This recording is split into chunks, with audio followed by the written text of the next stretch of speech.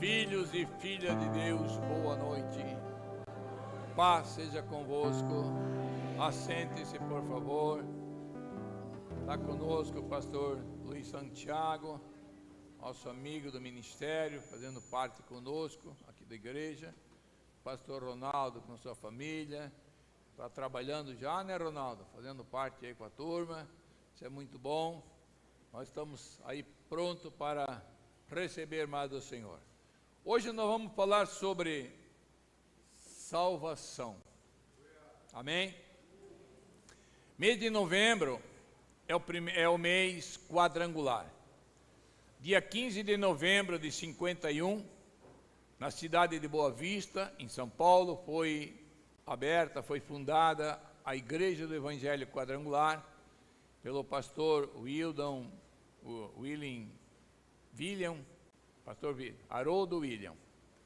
Ele com a Mary, sua esposa, e tivemos o prazer de conhecê-lo. Ele veio aqui, antes de partir com o Senhor, ele esteve aqui na igreja, pregando aqui para nós, ficou hospedado lá em casa, e esse homem trouxe a tenda de Jesus ali para São Paulo. Começou no trabalho, onde o milagre de cura, onde os sinais e maravilhas eram muito grandes, porque a Igreja do Evangelho Quadrangular, ela tem no seu DNA a cura e a libertação. Cura tem quase todas as igrejas pentecostais pregam, a libertação são poucas, pastor Ronaldo. Faz parte do DNA da Igreja Quadrangular, libertação, e está dentro dos 4 evangelhos. Jesus Cristo salva, está ali. Hoje o pastor André pregou pela manhã. Depois Jesus Cristo batiza com o Espírito Santo, Jesus Cristo cura, e Ele é o Rei que vai voltar. E no Evangelho, o livro que anuncia Jesus como Salvador não é o primeiro, não é Mateus.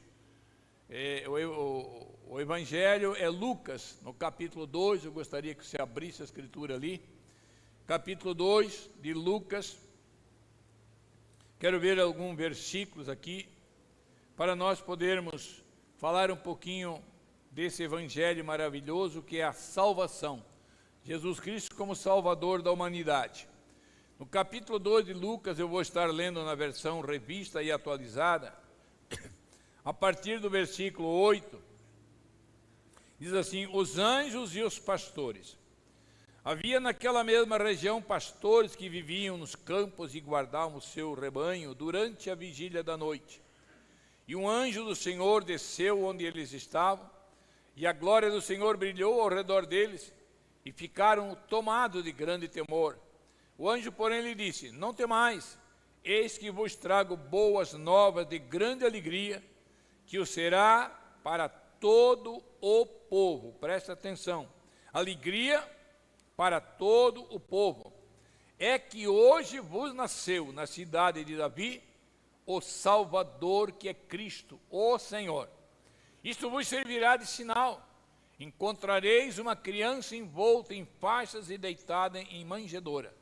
E subitamente apareceu com o anjo uma multidão de milícia celestial, louvando a Deus e dizendo: glória a Deus nas maiores alturas, e paz na terra entre os homens a quem Ele quer bem. Amém?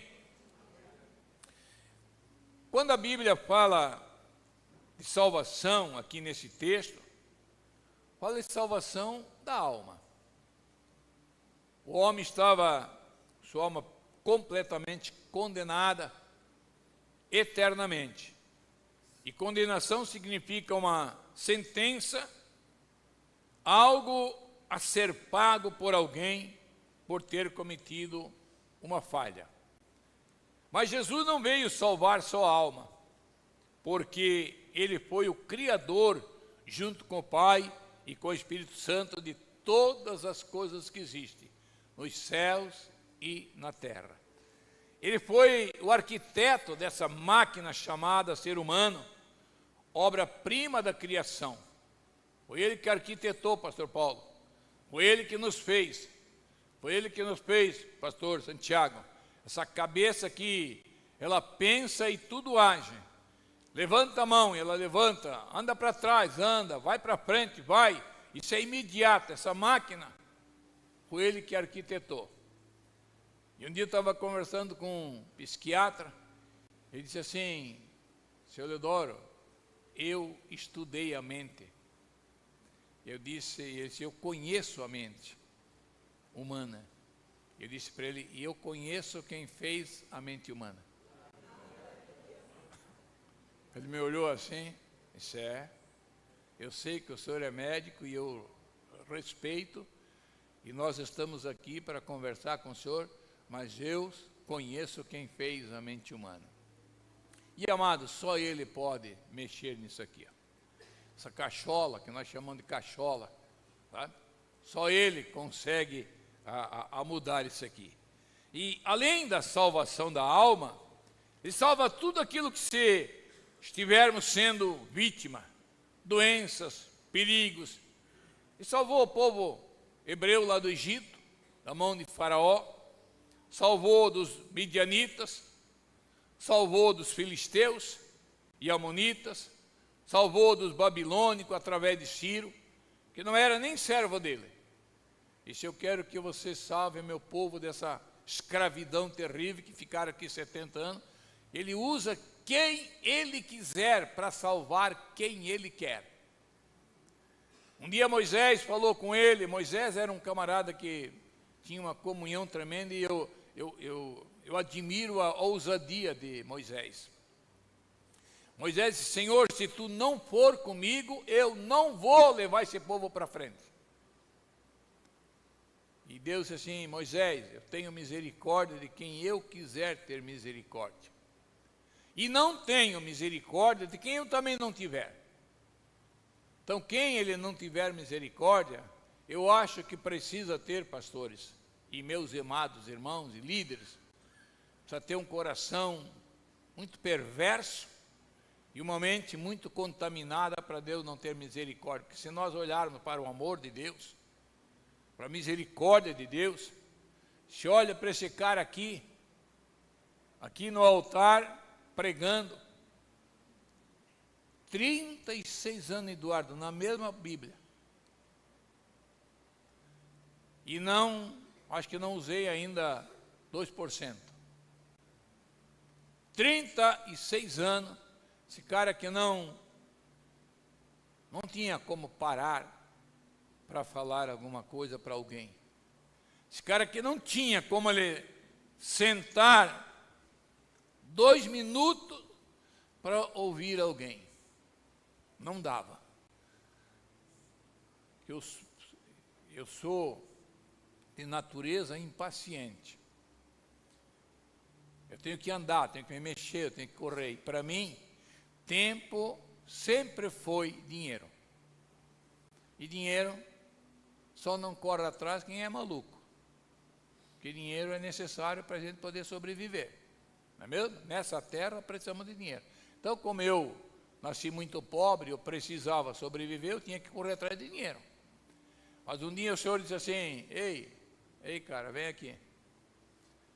Eu quero você fora disso tudo aí. Eu hoje estava me preparando para vir para cá. A gente sempre se prepara bem cedo. Pastor Eusina, eu tinha se aprontado. Eu estava olhando para ela assim, Dona Eusina não foi chamada para o ministério. Ela não casou com o pastor. E eu, quando casei, eu não sabia que o Senhor ia querer-me como pastor. Então veja, pastor André, a situação. Ele me tira de onde eu queria, onde eu gostava, onde eu estava, e ela, como mulher, sim, eu vou junto. Então eu penso que ela não vive a vida dela, ela vive a minha vida, para que nós dois possamos cumprir aquilo que Ele, que é o dono nosso, que salvou a nossa alma, que nos comprou, que pagou um preço altíssimo, que tem cuidado de nós, que tem zelado por nós, que tem nos curado, que tem nos abençoado, que tem nos prosperado, tem feito de nós alguém, que nós não éramos ninguém. Ele fez, e nós estamos aqui dizendo, Senhor, obrigado, porque Ele teve misericórdia de nós. Então, quando você tem um coração aberto, Ele vai ter misericórdia de você. Pode você estar na pior situação, Ele veio para te salvar de tudo. Toda situação que você estiver passando. E Ele, se você ler o livro de Ezequiel, capítulo 7 e 8, eu estava lendo hoje, exatamente meu dia de leitura, era o meu texto de hoje, e se você ler o livro de Ezequiel 7 e 8, você vai ver que Israel sofreu por teimosia, por idolatria, por pecado terrível contra Deus. Deus fala ali, eu não aguento mais, eu estou irado com vocês, porque vocês me abandonaram, e vocês fizeram de deuses que não são deuses. Vocês puseram dentro do meu templo um Deus chamado Sol. E por isso eu vou castigar vocês. E aí você sai, vai lá para Tito, e você vê a misericórdia de Deus, Paulo dizendo: Tito, Deus é compassivo, prega isso para os irmãos, mantenha essa doutrina. Então Deus tem misericórdia de nós, porque o Brasil precisa, mas assim como nós estamos precisando de nação, o Brasil precisa de nossas orações, porque o Brasil precisa de salvação. Brasil precisa de salvação, porque o Brasil, se você ler a história nossa, a nossa história começou com idolatria. Fincaram na praia uma cruz, mas não uma cruz vazia. Em nome daquele cristianismo, fizeram barbáries. Leia a história, estude a história do Brasil. Talvez os mais novos não tenham estudado, eu não se importam mais. Para quê? Mas é bom você saber em que nação você pertence, para você poder clamar por ela. Porque na angústia da nação nós sofremos junto. Mas na alegria e na prosperidade da nação, nós nos alegramos também e prosperamos também. Então nós precisamos orar por essa nação e pedir para o Senhor salvar o Brasil, para que nós possamos, amados, viver uma vida mais tranquila. E quando fala assim salvação da alma, as pessoas também generalizam para um assunto muito simples, até usando o Atos capítulo 16, 31, que diz: se você crer no Senhor Jesus, será salvo tu e a tua casa.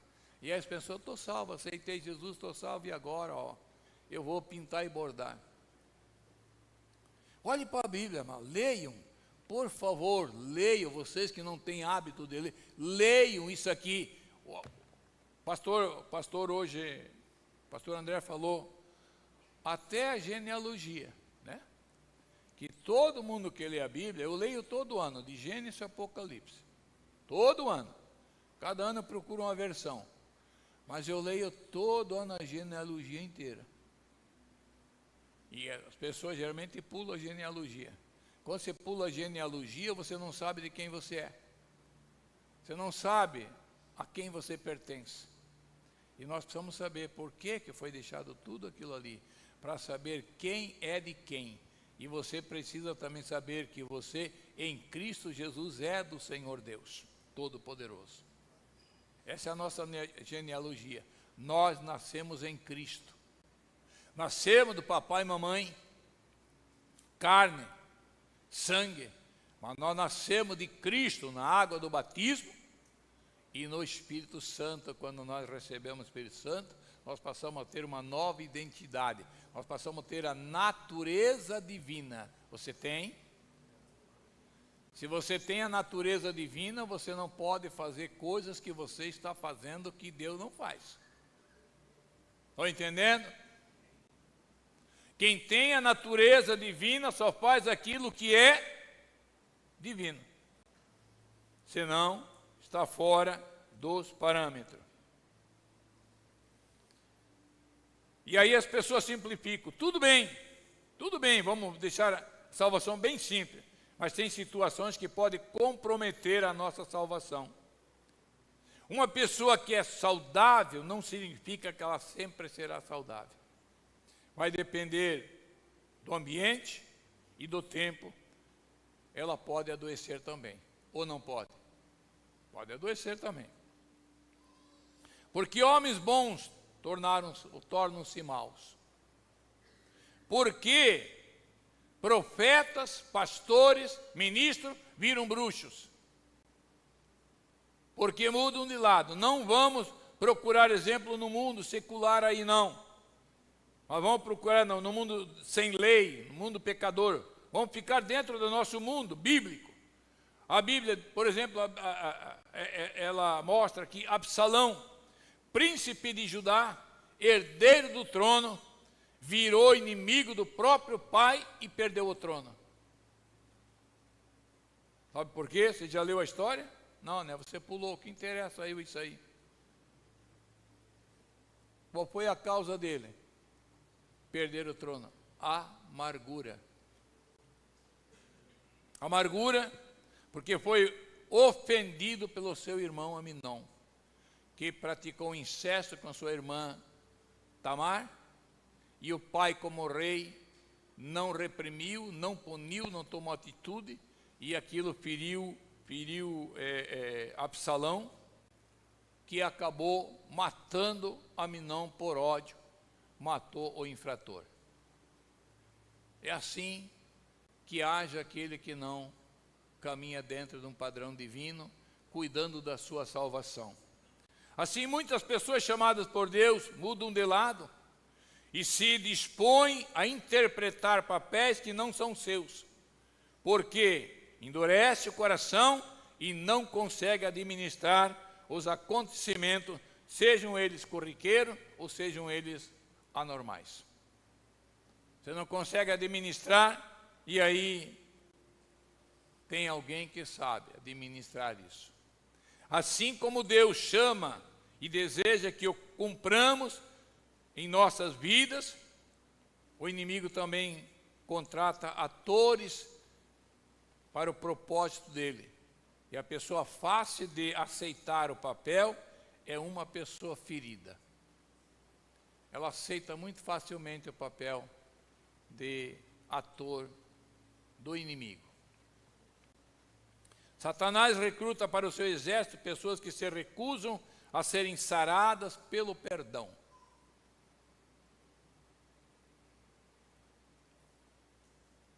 Você está entendendo isso? Deus está falando com alguém aqui essa noite. Deus não salva perdoando nossos pecados através de seu Filho Jesus, só para nós ficarmos, mas quando alguém nos ofende, nós não perdoamos. Veja o que acontece, vá comigo até 2 Coríntios capítulo 2. Deus nos salva para nós termos uma vida diferenciada. 2 Coríntios, capítulo de número 2, versículo 10 ao 11, diz assim: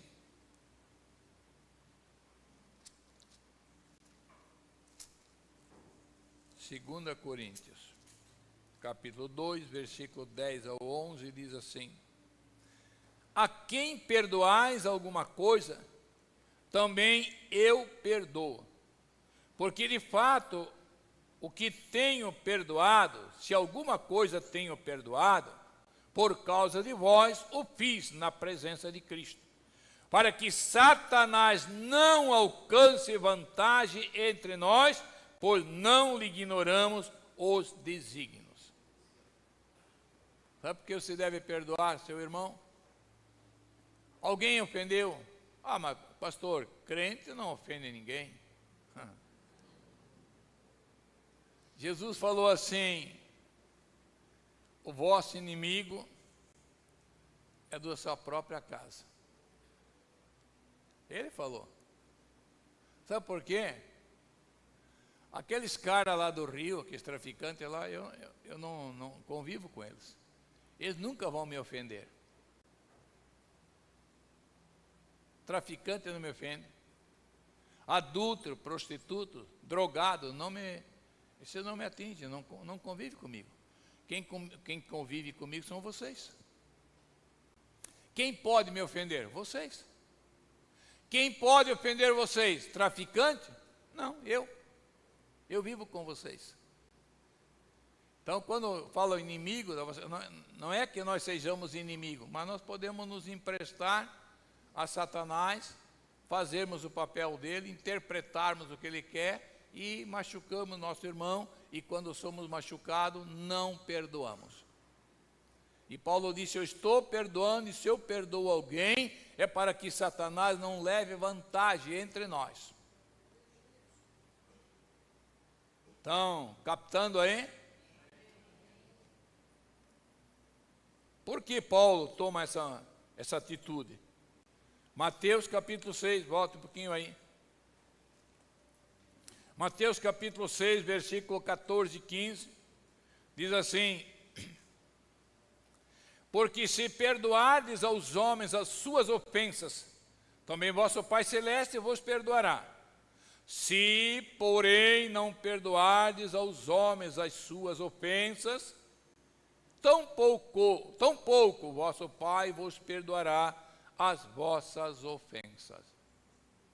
É tão claro, né, amados? Quando a gente lê a Bíblia, é tão claro isso, fica tão fácil. E se você tem alguma dificuldade, vem um pouquinho antes aqui domingo, 8 horas da manhã. Vai lá para a escola dominical lá. Lá você pode perguntar: escuta, eu não entendi isso aqui. Vai ter alguém que te explica. Ou então você vai aqui, antes de começar aqui, tem GCs ali, tem célula. Vai num desses bairros que está ali, o endereço, e senta ali. Porque qualquer líder de grupo pequeno, de crescimento, de célula, de casa de paz, por mais novato que seja na fé, ele vai ter uma resposta para você. E se ele não tiver, ele vai ser franco, ele vai dizer assim: calma, semana que vem eu trago a resposta. Ele vai se reportar a qualquer um dos pastores aqui e vai levar a resposta para você. Então caminhe com essas pessoas para você poder crescer e poder entender, porque eu vejo que é tão fácil levar uma vida cristã sem colocar em risco a nossa salvação. Pastor Luiz, é só seguir a Bíblia e dizer: eu quero isso para mim. Perdão não significa que o ofensor não vá pagar por sua semeadura, claro, mas agora a vingança troca de mão. Em vez de ser sua, é de Deus. Deus quem vai decidir o que fazer com o transgressor, e não você. Põe na mão do Senhor. Por isso, amado, se nós fôssemos orar pela nação, eu até faço isso, sabe, pastorito Udo? E quando oro pelo Brasil, eu gosto de pegar os salmos de Davi. Davi diz assim: ó Senhor, que os meus inimigos quebra os dentes dele. Senhor, que os meus inimigos se derretam que nem lesma no chão. Ó Senhor, tenha misericórdia. Se eu for orar pelo meus dirigente da nação, eu vou orar sim. Mas eu, olhando a Bíblia, dizendo: Senhor, pega essa parafernália toda aí, porque não dá nem para chamar por outro nome. Pega essa parafernália, essa lixarada, e trata do teu jeito, com a tua justiça, porque pela minha tu sabe o que eu quero. Eu tenho que ser sincero, estou orando para meu pai. Não adianta dizer: ô Jesus, abençoa. Se tu é hipócrita, tu está querendo que eu mate o cara. E não dá outra, irmão. Não dá outra, porque, sabe, nós Nós queremos fazer justiça e a Bíblia está dizendo, troca de mão, pega esse negócio, pega esse cara, põe na minha mão, eu sei como eu vou tratar. E tem uma coisa, amado, a justiça divina não tarda, e não falha, e não é hipócrita. O transgressor vai ter que se acertar com o justo juiz. E nós mantemos a nossa alma salva, se nós agirmos dessa maneira. Se você pensa que só você tem história de traição, de mágoa, de perseguição, de injustiça, de oposição, olha os heróis da fé. Olha para Daniel, o que aquele homem sofreu lá, por ser justo, por ser um homem de bem, foi traído, foi jogado lá para os leões, deixaram os leões sem comer dias lá, e jogaram lá para ver, não sobrava nem os ossos. Mas quando chega no outro dia, o rei vai lá e diz, ó Daniel, será que o teu Deus não te livrou, Daniel? Ele se livrou, rei, eu estou aqui. Os leões estão tudo de jejum. Já faz vários dias, Senhor, estão jejuando. E eu com eles. Foi lá jogado, sabe? Olha para Jeremias. Jeremias foi amarrado, torturado, esbofeteado, jogado num poço de lama. Sabe por quê? Que ele pregava a mensagem do Senhor. Olha para José. José, vendido por seus irmãos, traído, sua sorte foi dado aos cães, ao lixo, jogado lá, não tinha mais esperança. Mas uma coisa diz que José era fiel a Deus. Fiel a Deus. Quando ele foi tentado laçar, aquela laçada que é difícil um ser humano escapar. É muito difícil. José, que era jovem, bonito, e a mulher do rei, imagina, eu acho que a mulher do Potifar não era um bagulho não. Ele recebeu de presente do rei. O rei ia dar um negócio, ele era o general do exército. Se o rei dá um negócio lá que ele não gostasse, o rei, deve ser dado um negócio turbinado. José disse, eu não trairia o meu Deus. A primeira coisa, o meu Deus me colocou aqui. E depois o meu patrão, o meu Senhor. Ele botou tudo na minha mão, mas ele falou assim, só você não se aproxima da minha mulher. Potifar não era burro. Tudo é teu, mas a mulher é minha. Mulher espingarda não se empresta. Entendeu? Mulher espingarda não se empresta. E Potifar sabia disso. Ele falou, não vou trair o meu Deus. Foi jogado na masmorra, foi pisoteado, mas observe o que ele, na hora que ele podia se vingar, olha o que ele fez. Vá para Gênesis capítulo 45. Me acompanhe aí, meu amado. Vai estar no telão aí. 45, versículo 7 ao 14, diz assim: Deus me enviou adiante de vós para conservar vossa sucessão na terra e para vos preservar a vida por um grande livramento. Assim não fosse vós que me enviaste para cá, e sim Deus, que me pôs por pai de Faraó, olha só, e senhor de toda a sua casa, e como governador de toda a terra do Egito. Apressai-vos, subi a meu pai, e dizei, assim manda dizer teu filho José, Deus me pôs por senhor em toda a terra do Egito, desce a mim, não te demores. Habitarás na terra de Gósen, e estará perto de mim, tu, teus filhos, filhos de teus filhos, e teus rebanhos, e teu gado, e tudo quanto tens. Aí te sustentarei, porque ainda haverá 5 anos de fome, para que não tenha pobreza a tua casa e tudo que é teu. Eis que vedes que vós mesmo, meus irmãos, Benjamim, vê também que sou eu mesmo quem vos falar. Ele soube mudar o acontecimento e saiu do outro lado poderosamente vitorioso, e repartiu a sua vitória com seus irmãos. E aí veja Gênesis 50, versículo 19 e 21, diz assim: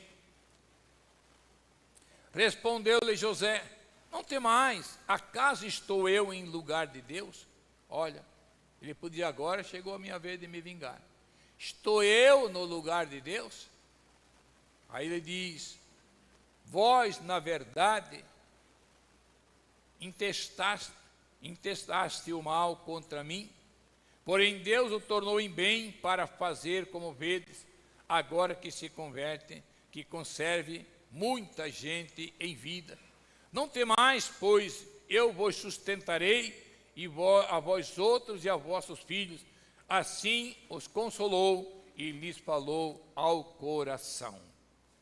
Ele soube, meus amados, transformar a vida de um lado para o outro, de vítima para aquele que estava agora dizendo assim: não se preocupe, eu estou aqui como chefe e eu vou cuidar de vocês muito bem. Pergunte-se a si mesmo: estou deixando a raiva, o ódio, o ressentimento, de amargura moldar a minha decisão de ser salvo? Pergunte para você. Que a única coisa que vai poder roubar a salvação sua é seu sentimento de amargura e falta de perdão. Quem sabe até próprio você não tem me perdoado. De vez em quando, pastor Patrício, tem alguém que vem para mim: pastor, vamos lá em casa. Eu vim aqui pedir perdão para o senhor. Perdão, eu falhei, eu errei. Esse dia foi um cidadão, ele, a esposa e os filhos moços já. E eu fiz questão de trazer meus filhos, porque naquela época eles eram pequenos. Eu falhei. Sabe qual foi minha falha, pastor? Qual foi? Meu orgulho. Eu achei que eu sabia mais que o senhor. Me rebelei, me revoltei. Eu vim aqui para pedir perdão, porque eu quero a sua bênção. Vai com Deus. Continua abençoado. Se você tem alguma coisa para me perdoar, me perdoe, meu irmão. Porque eu sou falho, e eu não sou bom, eu sou ruim. Se você pisar no meu pé, eu reclamo. Eu já te xingo. É verdade, eu sou ruim. Eu posso, se você me pisar, Carlinhos, eu sou capaz de dar um chute na tua canela. Depois que eu vou me arrepender: Carlinhos, me perdoa, mas já dei o chute. É assim que nós agimos, Marcelo. E às vezes nós não sabemos por que nós perdemos a nossa salvação, que Deus pagou um preço tão alto. Ele quer que nós conservemos, porque para isso Ele nos salvou. Tira essa mágoa, tira essas dores, tira essa tristeza, e mantenha a sua salvação. Ou eles vão levar para o inferno. Infelizmente a palavra é dura, mas é essa. Ou você tira esse sentimento de dentro de você, perdoa e vai para o céu, ou esse sentimento todo sorrateiramente vão levar você para o inferno. E não compensa, meu amado. Perdoe. Curve a sua fronte.